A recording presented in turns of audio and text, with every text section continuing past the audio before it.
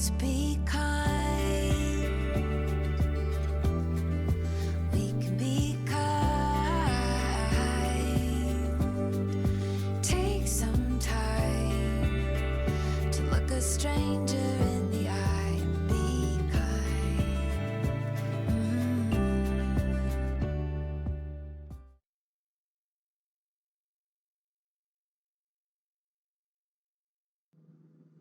Hey, Shine to Be Kind ambassadors.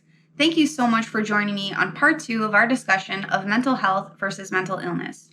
If you're able to catch my video from last week, I discussed the differences between the two using the analogy of my arm muscle in comparison to our brains. We discussed the possible care my arm muscle may need depending on factors such as genetics, body type, and previous injuries.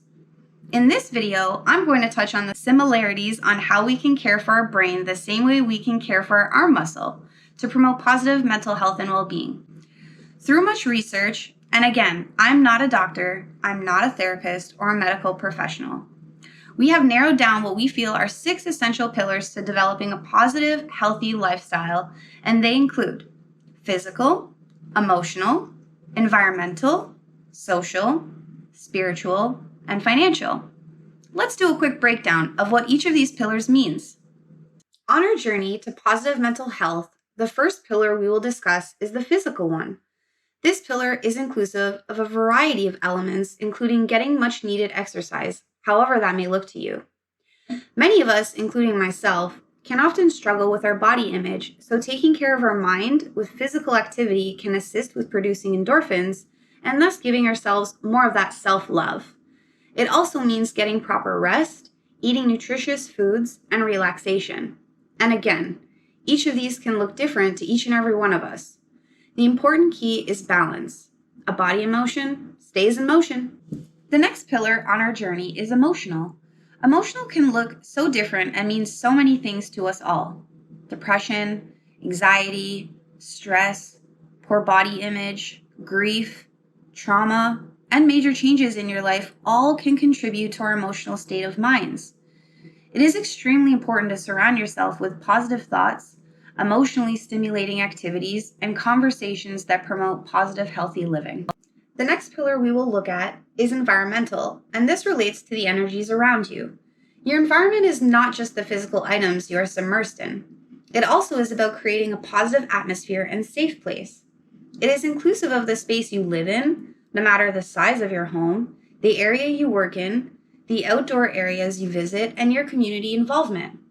Ensuring that you are comfortable in these spaces where you may spend the majority of your time is a huge part in maintaining your positive well-being. Next, we will look at the social pillar. Social refers to the connection you have with those you interact with. It may be the community you participate within, groups you belong to, or online platforms that you may utilize. All of these elements can have a positive and negative impact on someone's mental health. Utilizing proper mindful techniques and being able to recognize healthy communication styles are important elements to your overall well-being. Also, it is okay and acceptable to create healthy boundaries for your own comfort and mental stability. Build your tribe and find your village. It is crucial to you maintaining a positive way of living. Our second last pillar touches on spirituality. This can be interpreted in many different ways. However, our focus of this pillar surrounds the balance of positive and negative energies internally. This is about your connection to you. This may look like a religion or specific set of beliefs, values, morals, and ethics that all cultivate a more positive lifestyle. Again, whatever that may look like to you. There is no right or wrong, so long as you are respecting yourself and those around you. It allows us to take a look at our purpose and what kind of legacy we all want to be known for. Our final stop is at the financial pillar. This pillar highlights how our monetary situations affect our emotional states, our relationships, and our choices.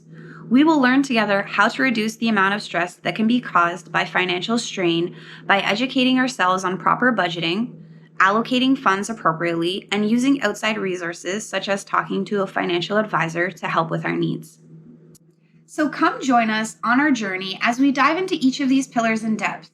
We will look at how they can help us with our positive mental health. This will begin in April after our Mask and Moving Forward project. We want to thank you once again for joining us in the discussion and shining a light on the positive mental health. And remember, we shine our brightest when we are our kindest. So be